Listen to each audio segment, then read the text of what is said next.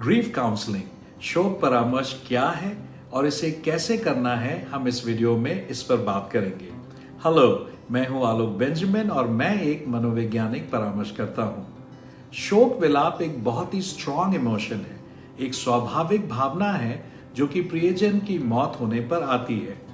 Grief एक बिना लक्ष्य का तीर है। दुख का लक्ष्य खुशी है और ये बहुत स्पष्ट टारगेट है।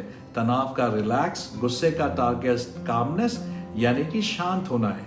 लेकिन जब कोई शोक में है तो उसका टारगेट स्पष्ट नहीं होता है। बहुत सारी एनर्जी तो है लेकिन कहाँ लगानी है इसका पता नहीं चलता है। इसीलिए शोक विलाप जो है उसे कहा जाता है कि ये बिना लक्ष्य का तीर है, an arrow without a target. लोग कहते हैं मूव ऑन करो, लेकिन इससे मूव ऑन नहीं किया जा सकता है। इससे आप उबर नहीं सकते, इससे आप गुजर सकते हैं। You can not move on, you can only move through.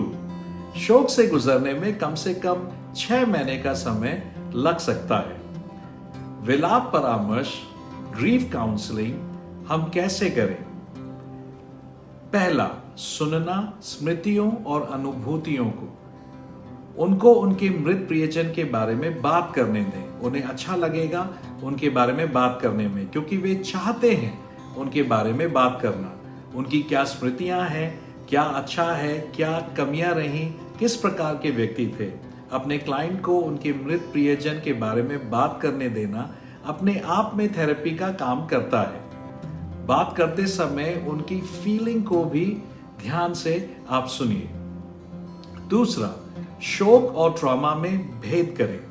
कुछ समय के अंतराल के बाद भी अगर वो ये कहते हैं कि उनके प्रियजन के जाने के बाद उनके अस्तित्व की कोई वजह नहीं है, तो ये ट्रॉमा को दर्शाता है। अगर क्लाइंट को फ्लैशबैक्स आ रहे हैं, वो चित्र आ रहा है शव का या उस समय का जब मौत की खबर उन्होंने सुनी और वो अपने जहन से नहीं उतार पा रहे हैं, तो भी ये ट्रॉमा को दर्शाता है और ये उनके विलाप से गुजरने में मदद नहीं करेगा।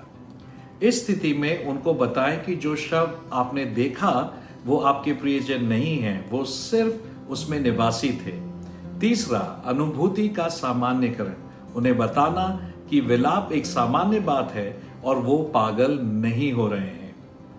चौथा, वैचारिक प्रयोग, थॉट एक्सपेरिमेंट। अगर इस वक्त आपके प्रियजन आपको कुछ कह सकते तो आपसे क्या कहते या क्या सलाह देते? ये पूछने पर सामान्यतः क्लाइंट्स कहते हैं कि वे दुखी नहीं होने के लिए कहते, अपनी सेहत पर ध्यान देने के लिए कहते, इत्यादि। पांचवा, ग्लानि से व्यवहार। कई लोग ग्लानि महसूस करते हैं कि वो अपने प्रियजन से ये नहीं कह पाए या वो नहीं कर पाए, या वो शायद उतना शोक नहीं कर पा रहे हैं और इस वजह से ग्लानि महसूस कर रहे हैं। तो हमें उन्हें बताना है कि सबसे अच्छा तरीका उनके प्रियजन को सम्मान देने का यही है कि अच्छे से आप जिए और पूर्ण रूप से जिए। जो नहीं कह पाए उसके लिए प्रियजन के नाम खत लिखकर एक्सप्रेस किया जा सकता है। यह बड़ा कारगर सिद्ध होता है। शायद ये पहला मौका होगा कि वो अपने प्रियजन को सच्ची श्रद्धांजलि दे पाए होंगे। छठवां, यादगार। उनसे कह सकते हैं कि आप फोटो बुक, फोटो एल्बम बनाएं, डिजिटल भी हो सकता है। शोक दिवस भी मना सकते हैं महीने में एक बार। सभी मिलकर प्रियजन को याद करें और उनकी लाइफ को सेलिब्रेट करें। अंतिम अध्याय के अंतिम वाक्य का पूर्ण विराम उस अध्याय का अंत तो हो सकता है, लेकिन किताब का नहीं। किताब में अभी भी सारे अध्याय मौजूद हैं। मौत के बाद अगर एक भी व्यक्ति आपके एक भी भले काम को याद करता है तो आप मरते नहीं हैं, आप उसमें जिंदा रहते हैं। कुछ प्रश्न, वो कैसे थे एक व्यक्ति के रूप में? आपको क्या लगता है कि वो आपको इस दर्द में देखकर क्या कहते? वो क्या चाहते हैं कि आप कैसे जीवन को जिए? वो आपको क्या सलाह देते? अगर आपको ये वीडियो अच्छा लगा है तो आप इस वीडियो को लाइक करें और इस चैनल को सब्सक्राइब करके बेल आइकॉन दबाएं ताकि इसी प्रकार के और वीडियोस आप देख सकें। Thank you.